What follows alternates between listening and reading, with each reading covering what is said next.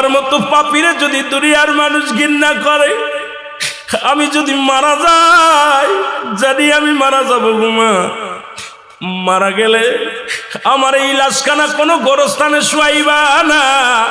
যদি গোরস্থানে শুয়াও তাহলে গোরস্থানের মানুষের কষ্ট হবে রে মা।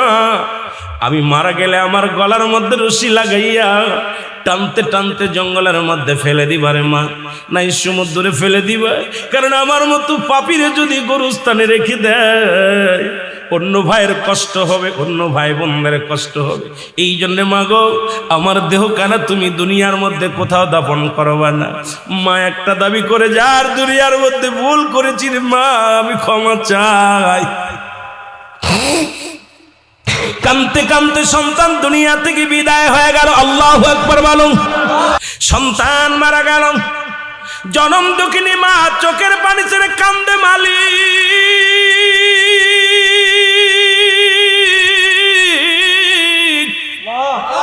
আমি অপরাধী, আমি গুনাহগার। একটা মাত্র সন্তানকে আমি দিনের বুঝ দিতে পারি নাই। সন্তান মারা গেল, এই লাশ আমি কোথায় রাখবো? এই মরা দেহখানা আমি কোথায় ফেলে দিব রে আল্লাহ? সন্তান তো বলে গেছে, মা তুমি আমার গলার মধ্যে রশি লাগাইয়া বনের মধ্যে ফেলে দিবা, নাই পানিতে ফেলে দিবা। এখন আমি কি করি? চোখের পানি ছেড়ে কান্দে। এমন সময় হাসান বসরি দরজার মধ্যে হাজির। মারহাবা বলেন না? হাসান বসরি যখন দরজার মধ্যে হাজির হয়ে গেছে, দরজা খুলে দেখে হাসান বসরি রাহমাতুল্লাহ উনি ঘরের মধ্যে হাজির হয়ে গেছে গো। ডাকতে বলে, হুজুর আপনি আমার ঘরে?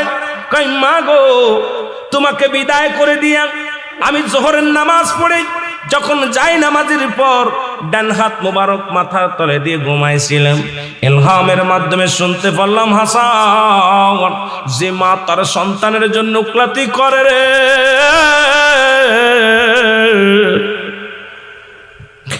হাসান রে আজকে মা সন্তানের পক্ষে গেছে রে।